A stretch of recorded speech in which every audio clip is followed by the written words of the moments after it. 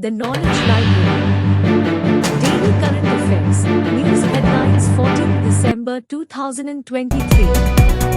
National News. Parliament has passed the Central Universities Amendment Bill 2023 with Rajya Sabha giving assent to it today. Lok Sabha had passed the bill last week. Lok Sabha Speaker Om Birla holds all-party meeting to further strengthen security arrangements after security breach in the lower house today. More than 63 lakh people have availed benefits of health camps under the Viksit Bharat Sankalp Yatra (VBSY) campaign. Parliament has passed the Repealing and Amending Bill 2023 as the Rajya Sabha gave its nod to the legislation today. It was passed by Lok Sabha during the monsoon session this year. India has rejected the statement issued by the General Secretariat of the Organization of Islamic Cooperation (OIC) on the judgment of the Supreme Court upholding the 2019 revocation of Article 370 of the Constitution. Lok Sabha today witnessed a security breach as two unidentified persons jumped inside the chamber of the House from the visitors' gallery. Union Education Minister Dharmendra Pradhan today expressed concern on the deaths due to suicides by students in Kota, Rajasthan and said that such incidents should be brought to nil. Centre will issue a revised sustainable sand mining guidelines to check sand mining without the consent of the Gram Sabha of the villages. UNTEC envoy Amandeep Singh Gill stated that India has a unique vantage position on how AI could play out in the global south. He emphasized the nation's accomplishments in building a strong digital foundation, including digital identity, payment systems, and the development of data flow and MA. Pentagon Press Secretary General Pat Ryder stated that the US has made great progress in bolstering its defense relationship with India this year. He was addressing a press conference in Washington today.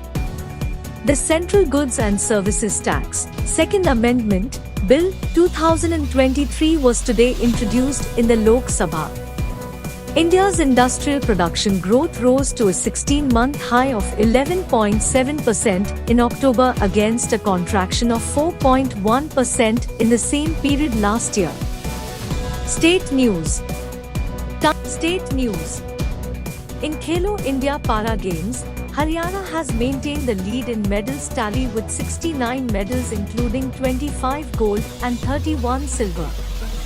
Uttar Pradesh has secured the second place with 20 gold while Tamil Nadu is at third with 14 gold.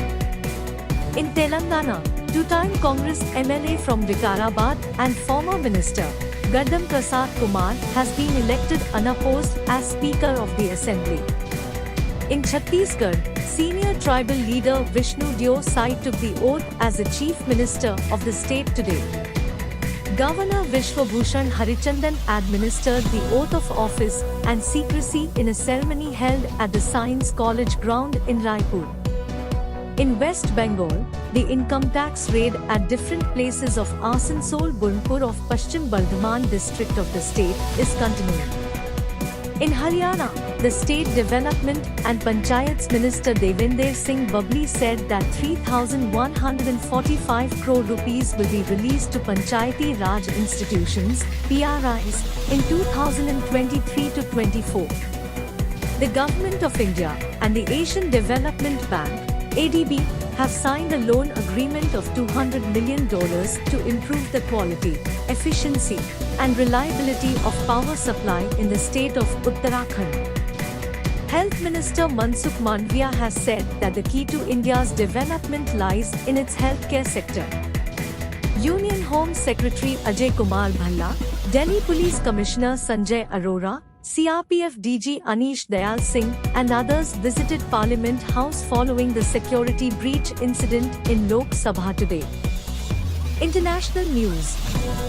In Dubai, nations reached for a landmark agreement, the UAE consensus that calls for a transition away from fossil fuels to achieve net zero by 2050. Seminar on Digital Public Infrastructure organized in Kathmandu emphasized on India-Nepal digital bridges. In Poland, Donald Tusk, former European Council President, was sworn in as the new Prime Minister of the country on Wednesday. The International Monetary Fund (IMF) has approved the release of $689 million in the second tranche of the $4.7 billion loan package allocated for Bangladesh. The Washington-based lender has advised Bangladesh to continue to focus on containing inflation and rebuilding external resilience. Sports news. In the first-ever women's bilateral T20 series for the blind, India defeated Nepal by 4 runs at the Police Gymkhana cricket ground in Mumbai yesterday. With this win, India has taken a 2-0 lead in the 5-match series. In men's cricket, South Africa defeated India by 5 wickets in the second T20 international at St. George's Park in Gaborone last night.